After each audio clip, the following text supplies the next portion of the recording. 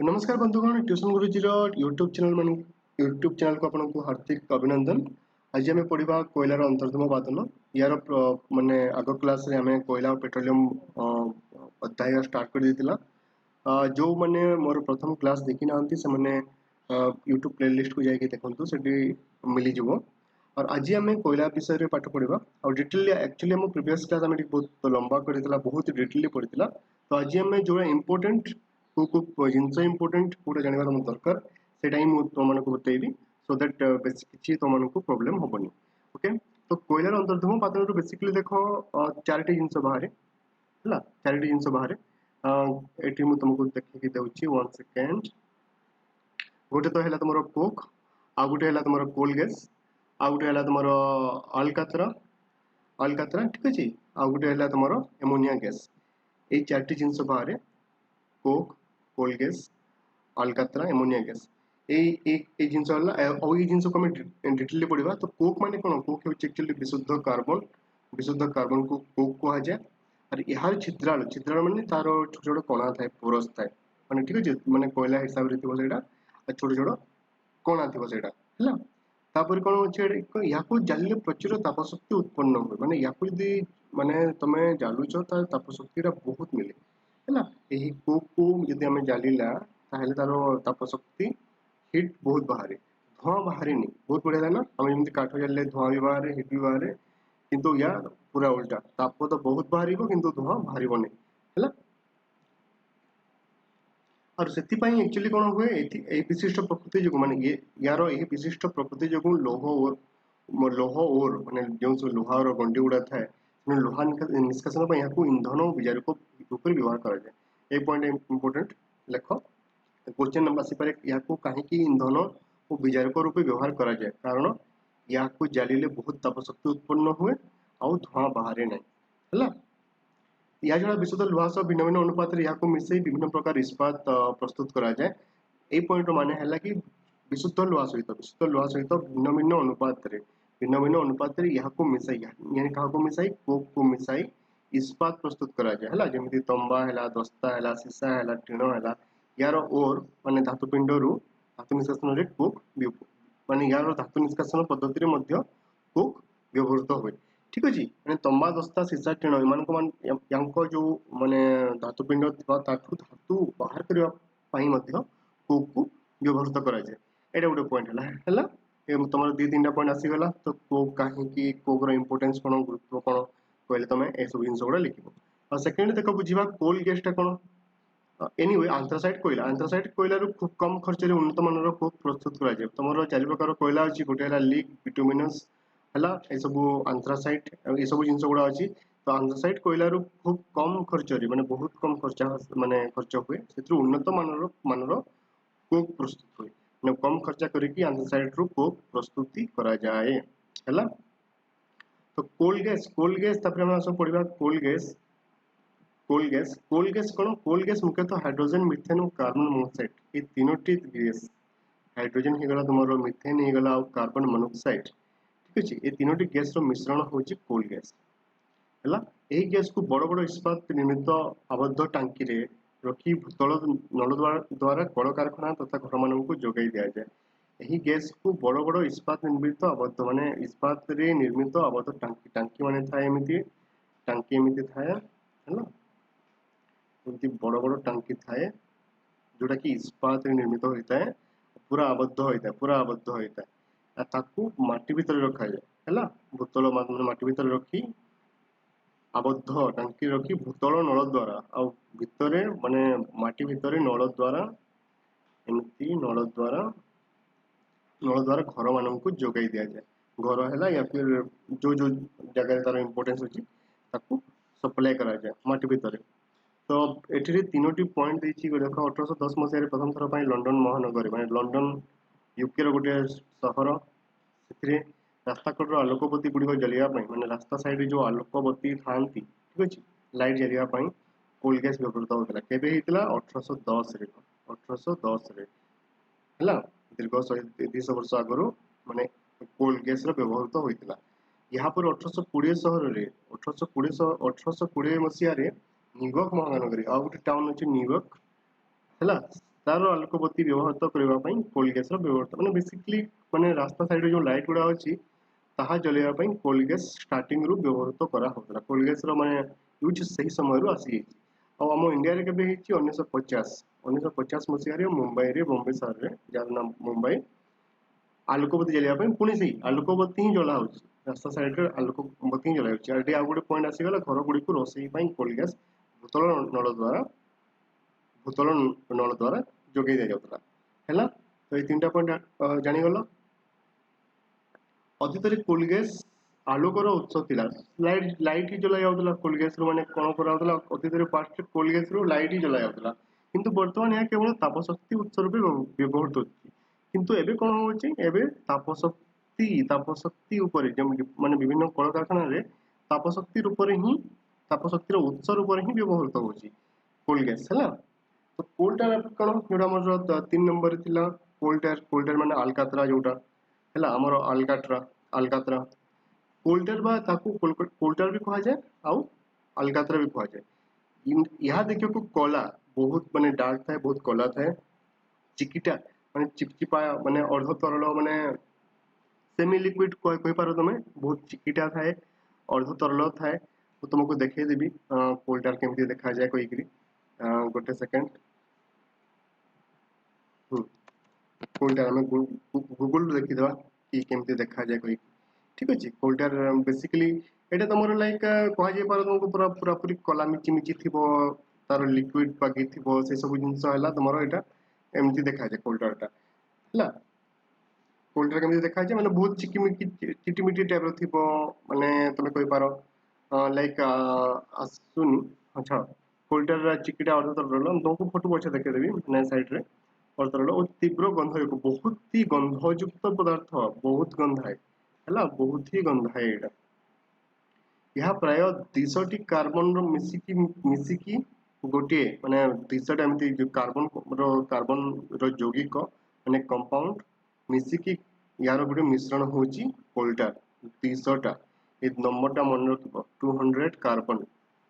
ହେଲା ଏଇ 200 କାର୍ବନ ମିଶିକି ଏଇଟା ବନା ହୁଏ ତ କାରଖାନାରେ ଆଂଶିକ ପତନ ଆଂଶ ପତନ ପଦ୍ଧତିରେ ସେହି ଜୈବ ଗୁଡ଼ିକୁ ପୃଥକ ଭାବେ ସଂଗ୍ରହ କରାଯାଏ ମାନେ କାରଖାନାରେ କଣ କରାଯାଏ ଯୋଉ 200 କାର୍ବନ ମିଶିକି ଗୋଟେ ମାନେ ଯୌଗିକ ବନେଇଦେଲେ ନା 200 କାର୍ବନ ମିଶିକି ତମର ଏଇ ହାଲକା ବନଉଛନ୍ତି କୋଲଡ୍ରା ବନଉଛନ୍ତି ତ ଆଂଶିକ ପତନ ପଦ୍ଧତିରେ ଏଇଟା ଗୋଟେ ସାଇଣ୍ଟିଫିକ ମେଥଡ ଯେଟାକି ଇଂଲିଶରେ କୁହାଯାଏ ଫ୍ରେକ୍ସନାଲ ଡିଷ୍ଟିଲେସନ ଏହି ପଦ୍ଧତିରେ କଣ କରାଯାଏ ତାକୁ ସେପାରେଟ କରାଯାଏ ଅଲଗା କରାଯାଏ ଏମିତି ଅଲଗା କରାଯାଏ ହେଲା ତାକୁ ପୁଣି ସଂଗ୍ରହ କରାଯାଏ ତାକୁ ପୁଣି ସଂଗ୍ରହ କରାଯାଏ ଅଲଗା ହିସାବରେ ଏବଂ ପିଚୁ ଅବଶେଷ ରୂପେ ମୂଳ ପାତ୍ରରେ ରହିଯାଏ ପିଚୁ ବେଲେ ଆମ ଯୋଉ ରାସ୍ତା ତିଆରି ୟୁଜ କରାଯାଏ ତ ୟା କଣ ହୁଏ ନା ଲାଷ୍ଟ କୁ ତାର ଶେଷରେ ସବୁ ମାନେ ତମର ଆଂଶିକ ପତନ ପଦ୍ଧତିରେ ସେଇଟା ଅଲଗା କରାହେଲା ପୃଥକ କରାହେଲା ତ ଲାଷ୍ଟରେ ସେଇଟା ପିଚୁ ରହିଯାଏ ଶେଷରେ ଅବଶେଷ ରୂପ ମୂଳରେ ମାତ୍ର ରହିଯାଏ ପିଚୁ ତ ୟା ମାନେ ଏଇ ଯୋଉ ମାନେ ତମ ପଟ ମାନଙ୍କୁ ପଟରେ ପିଚୁ ରହିଯାଏ ହେଲା ତ ଆଂଶିକ ପତନରୁ ମିଳୁଥିବା ଯୌଗ ଗୁଡିକ ତ ଯୋଉ ଅଲଗା କରାହଉଛି କମ୍ପାଉଣ୍ଡ ତ ପୁଣି ତାକୁ କିଛି ତ ମିଳିବ ନା ସେ ମିଳୁଥିବା ଯୌଗ ଗୁଡିକରୁ ବିଭିନ୍ନ ପ୍ରକାରର ରଙ୍ଗ ଗୁଡା ବନା ହୁଏ ପ୍ଲାଷ୍ଟିକ ବି ସେଇଠୁ ବନା ହୁଏ କୃତ୍ରିମ ତନ୍ତୁ ବନା ହୁଏ ବିସ୍ଫୋରକ ଯୋଉଟା କି ତମର ମାନେ ବଡ ମାନେ ତମେ କହିପାର ଫଟକା ଯୋଉଟା କି ବିସ୍ଫୋରଣ ସୃଷ୍ଟି କରେ ସେମିତି ପଦାର୍ଥ ହେଲା ଔଷଧ ହେଲା କୀଟନାଶକ ଔଷଧ ହେଲା ଯୋଉଟା କି ଆମ ତମର ମାନେ ମାନେ ଚାଷ କଲା ଟାଇମରେ ଯୋଉ ଆମ ଚାଷୀ ଭାଇ ମାନେ ତାଙ୍କ ଦିଅନ୍ତି ତାଙ୍କ କ୍ଷେତ୍ରରେ ଧାନ କ୍ଷେତ୍ରରେ ଦିଅନ୍ତି କୀଟନାଶକ ଔଷଧ ତାପରେ ଫଟୋ ଫିଲ୍ମ ତାପରେ ସୁଗନ୍ଧି ଦ୍ରବ୍ୟ ମଧ୍ୟ ବାହାରେ ଆଦି ବହୁତ ଜିନିଷ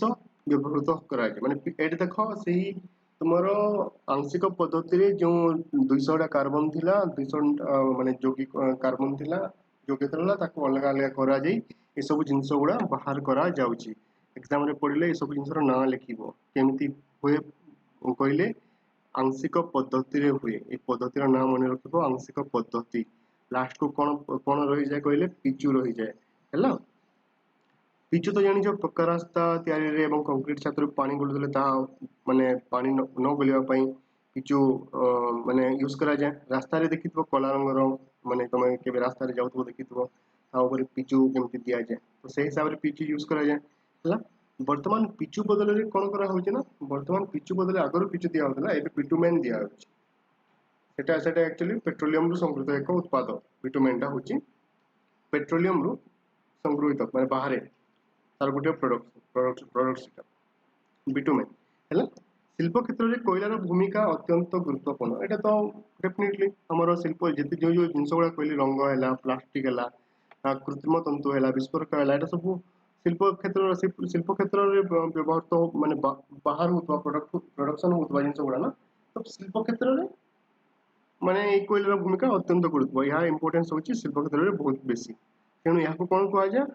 कला हेरा कहवा जाय तुमको यदि पचरा गला क्वेश्चंस रे कि लाइक अलकात्रा को काहे की कला हेरा कहवा जाय तो तुम कहबो कि शिल्प क्षेत्र रे कोयलार भूमिका गुरुत्वपूर्ण खाली एक गोटे लाइन लिखिबोनी ता बाहर लिखिबो कि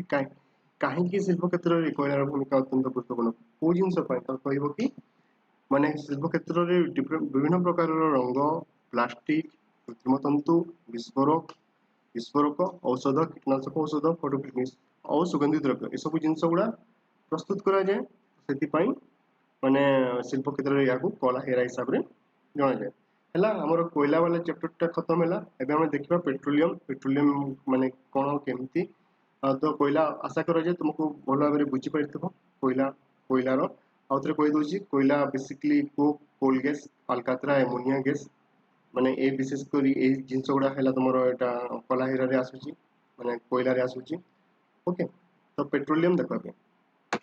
पेट्रोलियम माने पेट्रोलियम ए जिनसटा तो समस्ते जानी थबो एक्जेक्टली कोन तमे पेट्रोल हम जो गाड़ी मान समस्त घर गाड़ी थबो मैक्सिमम लोग घर गाड़ी थबो से गाड़ी गुड़ा तो पानी रे चले ना पेट्रोल ले चले तो सही पेट्रोल जो जिनस रो बाहर सेटा है पेट्रोलियम रो बाहर पेट्रोल तुमरो हैला तो माने तुमरो इवन जागर एबे लठन भी थी डिब्री थी स्टोव पेट्रोमक्स आदि जलाइबा ପାଇଁ ଯେନ୍ କିରୋସିନ ବ୍ୟବହାର କରାଯାଏ ସେଟା ମଧ୍ୟ पेट्रोलियम ରୁ ବାହାରେ ହେଲା ମନେ ରଖା ଉଚିତ ଯେ पेट्रोल और पेट्रोलियम ଭିନ୍ନ ଭିନ୍ନ ପଦାର୍ଥ पेट्रोल होची पेट्रोलियम ର ଏକ ଉତ୍ପାଦନ ଦେଖ ମୁଁ ଯେମିତି କହିଲି पेट्रोल ମାନେ पेट्रोलियम ନୁହେଁ पेट्रोल होची पेट्रोलियम ର ଗୋଟିଏ प्रोडक्ट ହେଲା पेट्रोल होची पेट्रोलियम ର ଗୋଟିଏ प्रोडक्ट एमिति किरोसिन होची पेट्रोलियम रो गोटे उत्पादक प्रोडक्ट किरोसिन ला पेट्रोल किरोसिन सब जिंस गुड़ा पेट्रोलियम रो प्रोडक्ट ना कि पेट्रोलियम कहले पेट्रोल केबे भी बुझिबोनी petroleum not equal to petrol petroleum not equal to कोन पेट्रोल नुह हैला तो केते बेले भी केबे भी बुझिबोनी कि पेट्रोल कहले पेट्रोलियम कहि कि पेट्रोलियम पेट्रोल होची पेट्रोलियम रो गोटे उत्पादक हैला तापर कोन कहूची तो सुनो पेट्रोलियम रो उत्पत्ति संबंध रे भूतत्वविद मानक मत होची जे प्राय 400 न्यूत बाप रे केते वर्ष बुझ 400 न्यूत 400 न्यूत वर्ष पूर्व क्षुद्रकाय सामुद्रिक उद्भिद हम आगरो भी पढ़ी दिला ना आगरो मैं तुमको प्रीवियस क्लास रे माने बतै दिली टिके टिके या विषय रे वो प्राणी गुडी मृतदेह समुद्र शଯ୍ୟା रे पड़ी रही दिला हैला एवं कालक्रमे सेगुड़िक ऊपर बाली माटी पटु सब माने पटु आदि स्तर जमा है माने ये कहूँ कि 400 नियुत वर्ष आगु माने प्राणी मानकर है उद्भिद मानकर है माने सब जिनस गुड़ा मृतदेह समुद्र समुद्र रे पड़ी रही तो जमी समय अतिक्रम होगा लगी बहुत किसी जमी तुम बाली माटी पटु स्तर स्तर जमा माने हो गला एभली भाव हजार हजार वर्ष हजार ना कि 10 20 30 वर्ष हजार हजार वर्ष मध्य बहुत स्तर सृष्टि गला ठीक अच्छे ऊपर ऊपर ऊपर ऊपर जमीती स्तर सृष्टि लगे समुद्र निम्न भाग तापमात्रा अधिक माने समुद्र जो निम्न भाग अच्छी तल भाग अच्छी सेठारे कौन हुए ना तापमात्रा बहुत बेसी थाए है स्तर गुड़िक ऊपर हजार हजार मीटर उच्चता विशिष्ट जलराशि तापमात्रा अधिक डेफिनेटली यदि कौन जिनस तुम प्रस्त प्रस्त प्रस्त मटी तुम पटु बाली गछलता डिफरेन्ट शैल विषय एमती तुम स्तर स्तर बढ़ा लगे ये प्रेसर सृष्टि हे ना ना एमती समुद्र निम्न भाग में तापमात्रा बहुत कम तो प्रेसर सृष्टि हे तो ये तापमात्रा भी सृष्टि है ସେଟା ସେ କହୁଛି ଯୋଉ ଲେଖା ହେଇଛି ଚାପ ମାତ୍ରା ସେଟା କହୁଛି ଚାପର ମାତ୍ରା ବଢିବାକୁ ଲାଗିଲା। ଏତଦ୍ ବ୍ୟତୀତ ସେଠାରେ ଅମ୍ଳଜାନର ଅଭାବ, ଅମ୍ଳଜାନ ବି ମାନେ କମ, ସମୁଦ୍ରର ମାନେ ତଳକୁ ସମୁଦ୍ରର ନିମ୍ନ ଭାଗରେ ଅମ୍ଳଜାନର ବି ବହୁତ କମ ଥାଏ, ନଥିଲା ସାଙ୍ଗରେ ସମାନ। ଏହି ଅବସ୍ଥାରେ ହଜାର ହଜାର ବର୍ଷ ରହି ବାଲି ମାଟି ପଟୁ ଆଦି ଚାପି ହୋଇ ସ୍ତରୀୟ ଶିଳାରେ ପରିଣତ ହେଲା। ସ୍ତରୀୟ ଶିଳା ମାନେ ଗୋଟେ ଲେୟାରରେ ସେଟା ଗୋଟେ ଲେୟାରରେ ପରିଣତ ହେଇଗଲା, ସେଡିମେଣ୍ଟାରୀ ରକ୍, ସ୍ତରୀୟ ଶିଳା। ସ୍ତରୀୟ ଶିଳା ସ୍ତର ମାନେ ସେ ଗୋଟେ ପଥର ଟାଇପର ଏମିତି ପଥର ଟାଇପର ପରିଣତ ହେଇଗଲା ସେଟା ହେଲା। ଏବଂ ମୃତ ଜୀବ ଗୁଡ଼ିକର ଦେହାବଶେଷରୁ କେତେକ ରାସାୟନିକ ପ୍ରତିକ୍ରିୟା ମାଧ୍ୟମରେ ମାନେ ଯୋଉ ମୃତ ଜୀବ ଗୁଡା ସେଠି ପଡି ରହିଥିଲେ ତା ଉପରେ ମାନେ ଏକରେ ତ ତମର ଅମ୍ଳଜାନ ଅଭାବ, ତାପରେ ତା ଉପରେ ଚାପ ଅଧିକ, ତାପମାତ୍ରା ଅଧିକ, ତ ଏମିତି ସବୁ ଜିନିଷ ହେଲା ଉତାରୁ କଣ ହୋଇଛି ନା ସେଥିରେ ରାସାୟନିକ ପ୍ରତିକ୍ରିୟା ହେବ ମାନେ ହେବାକୁ ଆରମ୍ଭ କରିଦେଇଛି, ରାସାୟନିକ ପ୍ରତିକ୍ରିୟା ହେଲା। ତା ଫଳରେ କଣ ହେଇଛି, ଉଭୟ ପେଟ୍ରୋଲିୟମ ଓ ପ୍ରାକୃତିକ ଗ୍ୟାସ ର ସୃଷ୍ଟି ହେବାକୁ ଆରମ୍ଭ ହୋଇଯାଇଛି। ତ କଣ ହେଲା ବୁଝିପାରିଲ ଏକ୍ଜାକ୍ଟଲି ଏଇଟା ହେଲା କି ଯୋଉ ମୃତଦେହ ଗୁଡା ଥିଲେ ସମୁଦ୍ରର ନିମ୍ନ ଭାଗରେ ହେଲା, 400 ନିୟୁତ ବର୍ଷ ଆଗରୁ, ବହୁତ ବର୍ଷ ନିୟୁତ ଆଗରୁ ତା ଉପରେ ଡିଫରେଣ୍ଟ ଟାଇପର ମାନେ ବିଭିନ୍ନ ପ୍ରକାରର ବାଲି ହେଲା, ମାଟି ହେଲା, ପଟୁ ହେଲା, ତାପରେ ଏମିତି ହଜାର ହଜାର ବର୍ଷ ଦେଇକି ତା ଉପରେ ମାନେ ଏଇ ସ୍ତର ଗୁଡା ସୃଷ୍ଟି ହେବାକୁ ଲାଗିଲା ହେଲା। ଏଇ ସ୍ତର ସୃଷ୍ଟି ହେବା ଫଳରେ ନିମ୍ନ ଭାଗରେ, ସମୁଦ୍ରର ନିମ୍ନ ଭାଗରେ ଆକ୍ଚୁଆଲି କଣ ହୁଏ, ତାପମାତ୍ରା କମ ଥାଏ, ମାନେ ସରି ଅମ୍ଳଜାନ କମ ଥାଏ, ଠିକ ଅଛି। ତ ଏମିତି ହେବାରୁ ତାର ଅମ୍ଳଜାନର ପୁରା ମାନେ ନାହିଁ ବରାବର ସେଠି ରହିଲା ହେଲା। ତା ଫଳରେ ତା ଉପରକୁ ଏ ସବୁ ଯୋଉ ଜିନିଷ ଗୁଡା ରହିଗଲା ବାଲି ମାଟି ପଟୁ, ତାର ମାନେ ଚାପ ସୃଷ୍ଟି ହେଲା, ଏଇ ଯୋଉ ବେଡ ରେ ବହୁତ ଚାପ ସୃଷ୍ଟି ହେଲା। ଚାପ ସୃଷ୍ଟି ହେବା ଫଳରେ କଣ ହେଇଛି ନା ଏଇ ସବୁ ଜିନିଷ ଗୁଡିକରେ ରାସାୟନିକ ପ୍ରତିକ୍ରିୟା ସୃଷ୍ଟି ହେଇଛି, ମାନେ ଯୋଉ ମୃତଦେହ ଗୁଡା ଥିଲେ, ମାନେ ଜୀବର ମୃତଦେହ ଗୁଡା ଏଠି ଯୋଉ ଥିଲେ, ରାସାୟନିକ ପ୍ରତିକ୍ରିୟା ସୃଷ୍ଟି ହେଇଛି। ରାସାୟନିକ ପ୍ରତିକ୍ରିୟା ସୃଷ୍ଟି ହେବା ଫଳରେ କଣ ହେଇଛି, ତାର ମାନେ ଦିଟା ଉତ୍ପାଦ ସେଠୁ ଆରମ୍ଭ ହବାର ଲାଗିଲା। ସେଟା ଗୋଟେ ହେଲା ପେଟ୍ରୋଲିୟମ ଆଉ ଗୋଟେ ହେଲା ପ୍ରାକୃତିକ ଗ୍ୟାସ। ତ ପ୍ରାକୃତିକ ଗ୍ୟାସ ଆଉ ପେଟ୍ରୋଲିୟମ ଏପରିକି ଦିଟା ଏଠୁ ହିଁ ଉଦ୍ଭାବନ ହେଇଛନ୍ତି ହେଲା, ବୁଝିପାରିଲ। ଏହି ପଦାର୍ଥ ଗୁଡିକ ସ୍ତରୀୟ ଶିଳାର ଛିଦ୍ର ଗୁଡିକରେ ସଞ୍ଚିତ ହୋଇ ରହିଲା। ଏହି ପଦାର୍ଥ ଗୁଡିକ ସ୍ତରୀୟ ଶିଳାର ଛିଦ୍ର ଗୁଡିକରେ ସଞ୍ଚିତ ହୋଇ ରହିଲା, ମାନେ ଏସବୁ ଜିନିଷ ଗୁଡା ଯୋଉ ଲାଷ୍ଟରେ ଯୋଉ ସ୍ତରୀୟ ପଦାର୍ଥ ତାର ଯୋଉ ଗୋଟେ ଲେୟାର ସୃଷ୍ଟି ହେଇଥିଲା, ସେଇ ଲେୟାରରେ ସଞ୍ଚିତ ହେଇକିରି ମାନେ ଏଠି ରହିଲେ, ମାନେ ଲାଷ୍ଟ ଯୋଉ ସ୍ତରଟା ଥିଲା, ସେଠି ସବୁ ଜିନିଷ ଗୁଡା ରଖିଲେ। କୋଉଟା ଆମର ଲାଇକ ପେଟ୍ରୋଲିୟମ ଆଉ ପ୍ରାକୃତିକ ଗ୍ୟାସଟା ଯୋଉ ଲାଷ୍ଟ ମାନେ ସ୍ତରୀୟ ଶିଳା ପରେ ଯୋଉ ସେଡିମେଣ୍ଟାରୀ ରକ୍ ଟା ପରିଣତ ହେଇଥିଲା ଏ ସ୍ତରୀୟ ଶିଳାରେ ରହିଲେ। ତ ଗ୍ରୀକ ଭାଷାରେ ଆକ୍ଚୁଆଲି ଆଉ ଗୋଟେ ଜିନିଷ ଦେଖ, ଏଇଟା ଆକ୍ଚୁଆଲି ଆଗରୁ କହିବା କଥା ତମକୁ, ମୁଁ କହିଲିନି। ତ ପେଟ୍ରୋଲିୟମ ର ମାନେ କଣ, ପେଟ୍ରୋଲିୟମ ଏଇ ଯୋଉ ୱାର୍ଡଟା ଆସିଲା କୋଉଠି, ଏଇଟା ଆକ୍ଚୁଆଲି ଗ୍ରୀକ ଭାଷାର ୱାର୍ଡ ପେଟ୍ରୋଲିୟମ ଦେଖ PTRO ପେଟ୍ରୋ ଅଛି ହେଲା, PTRO ପେଟ୍ରୋ ମାନେ ପେଟ୍ରୋର ଅର୍ଥ ହଉଛି ଶିଳା, ଶିଳା ମାନେ ପଥର ରକ୍ ହେଲା। ଆଉ ଓଲିୟମ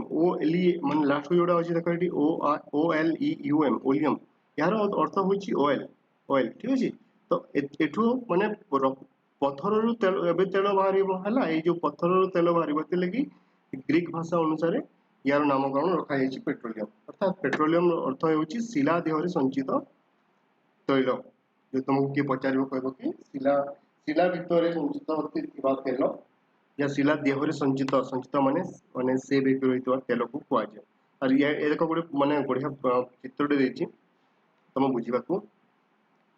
ତମକୁ ଯୋଉ କହିଥିଲେ ଏଇଟା ସେ ସ୍ତରୀୟ ମାନେ ସଂରକ୍ଷିତ ଶିଳା ଏଇଟା। ତାପରେ ଜଳ ଅଛି, କେତେ ଜିନିଷ ଏମିତି ପ୍ରେସର କ୍ରିଏଟ ହେଇଛି ହେଲା, ପ୍ରେସର କ୍ରିଏଟ କେତେ ହେଇଛି ଦେଖ, ସବୁ ଗୁଡା ହେଲା ନିରଞ୍ଜନ ଶିଳା ହେଲା, ସବୁ ପ୍ରେସର ଏମିତି କ୍ରିଏଟ ହେଇଛି। ଆଉ ଏଇ ଶିଳାରୁ ଏଇ ସବୁ ଶିଳାରୁ ଏମିତି କୂପ ଥାଏ, ଏମିତି କୂପ ଥାଏ, କୂପରୁ ତମର ଗ୍ୟାସ ସୃଷ୍ଟି ହୁଏ, ମାନେ ପ୍ରାକୃତିକ ଗ୍ୟାସ ହେଲା, ଏ ପେଟ୍ରୋଲିୟମ ହେଲା, ଏମିତି ବାହାର କରାଯାଏ ହେଲା। ତ ଏହି ଆଲୋଚନାରୁ ଜଣାଯାଇଛି ପେଟ୍ରୋଲିୟମ ସମୁଦ୍ର ଶଯ୍ୟାରେ ସୃଷ୍ଟି ହେଇଛି, ମାନେ ଏନୁ ଆମେ ଜାଣିଲା, ଏଠୁ ଆମେ ଜାଣିଲା ପେଟ୍ରୋଲିୟମ ଟା ସମୁଦ୍ର ଶଯ୍ୟାରେ ସୃଷ୍ଟି ହୋଇଛି, ସମୁଦ୍ର ଶଯ୍ୟାରେ ସୃଷ୍ଟି ହେଇଛି ହେଲା। ଚିତ୍ର 5.3 ରେ ପେଟ୍ରୋଲିୟମ ସ୍ତର ଓ ପ୍ରାକୃତିକ ଗ୍ୟାସ ସ୍ତର ଜଳ ଉପରେ ରହିଥିବା ଦେଖାଯାଉଛି। ପେଟ୍ରୋଲିୟମ ସ୍ତର ହେଲା ପ୍ରାକୃତିକ ଗ୍ୟାସର ସ୍ତର। ଆମେ ଦେଖ ମାନେ ମାନେ ଚିତ୍ରରେ ଦର୍ଶାଯାଇଛି ଏପରି କାହିଁକି ହୁଏ, ତେଲ ଗ୍ୟାସ ପାଣି ଠାରୁ ହାଲୁକା ଥିବା ଯୋଗୁ କି पचारुछि कि एमिति काहे कि हुए काहे कोडा काहे कि हुए ए जो पेट्रोलियम स्तर और प्राकृतिक गैस स्तर जल ऊपर रहितबार देखा जाउछि माने पानी रो ऊपर अछि सब जिंस गुडा काहे कि हुए तेल और गैस पानी ठार हल्का था जो कि किंतु वर्तमान उभय समुद्र रु एवं स्थल भाग रु यह संग्रह करा जाउछि वर्तमान कोन करा जाउछि स्थल भाग रु भी संग्रह करा जाउछि और समुद्र रु भी संग्रह करा जाउछि एठारे मनरे प्रश्न उठे जे यहाँ स्थल भाग रु किपरि मिलुछि हाँ आम अतीत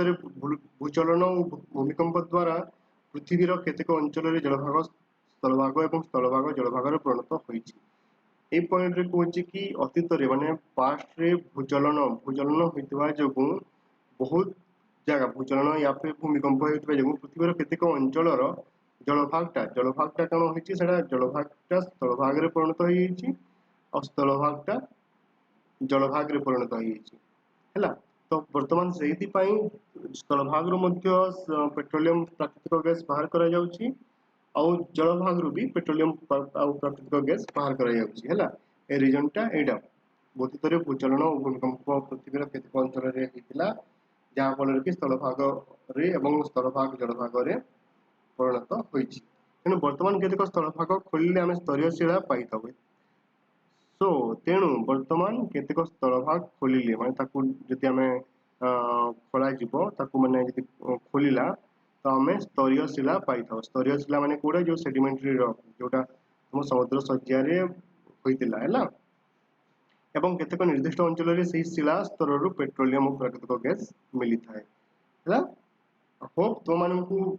माने केमिति पेट्रोल और केमिति कोयला विषय रे डिटेलली तो आज हम पढिनु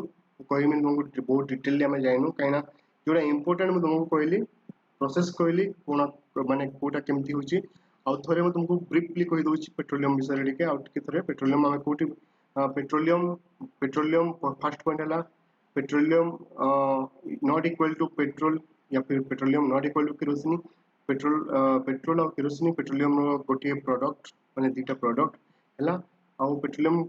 केमिति उत्पत्ति दर केमिति 400 नियुत वर्ष पूर्व बहुत आगर कोन होतला ना क्षुद्रकाय सामुद्रिक उद्भिद और प्राणी गुड़िकर मृतदेह समुद्र सज्जा पड़ी रही है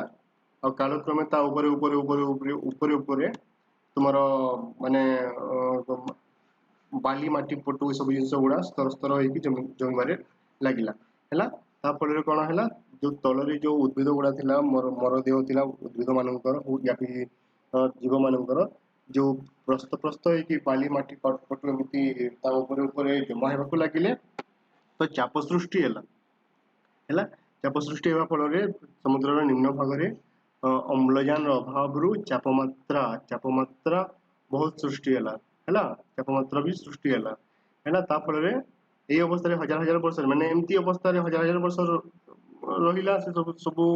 मरदेह गुड़ा उद्भिद मानकर जीव मानकर तो से कौन है ना स्तरीय शिलार से जिन गुड़ा परिणत होगा बहुत समय गला स्तरीय शिलार परिणत होगा है लेटर स्टेज रे माने आम देखा माने ये अच्छी स्तरीय शिलार कौन है रासायनिक प्रतिक्रिया माध्यम उभय पेट्रोलियम और प्राकृतिक गैस सृष्टि है तेणु माने रासायनिक प्रक्रिया है केमिकल रिएक्शन है और से फल उभय पेट्रोलियम और प्राकृतिक गैस तुम सब स्तरीय शिलार सृष्टि है जमा होकर रहा भविष्य में कौन बर्तमान स्टेज रे से स्तरीय शिलार आम प्राकृतिक गैस और पेट्रोलियम बाहर करुचु है प्राकृतिक माने प्राकृतिक गैस और पेट्रोलियम कोठी बाहर करुचु कहले कहबो स्तरीय शिलारू ही बाहर करुचु और स्तरीय और सेटा माने जलभागर भी बाहर करुचु और स्थलभागर भी बाहर करुचु एमिति काहेकि जलभागर भी बाहर करुचु तो हम बुझिउ स्थलीय भागर काहेकि बाहर करुचु कहले कहबो कि बहुत आगरू भूमिकंप या फिर भूचलन हेबा फल रे किछि स्थल भाग जल भाग रे परिणत होइतला किछि जल भाग स्थल भाग रे परिणत होइतला हैला एटा भी गुटे इंपोर्टेंट जिंस सेटा तमे कहिबो एनीवे मु आशा कर आपण माने मोर जो पढ़ाइबा शैली को पसंद करथबे जदि बुझी पारले ताले कमेंट करिवो और जदि किछि जिंस मु भूली गली अभी किछि और एक्स्ट्रा ऐड करबार अछि ताले मते तुमे कमेंट करके जणैबो हैला नमस्कार।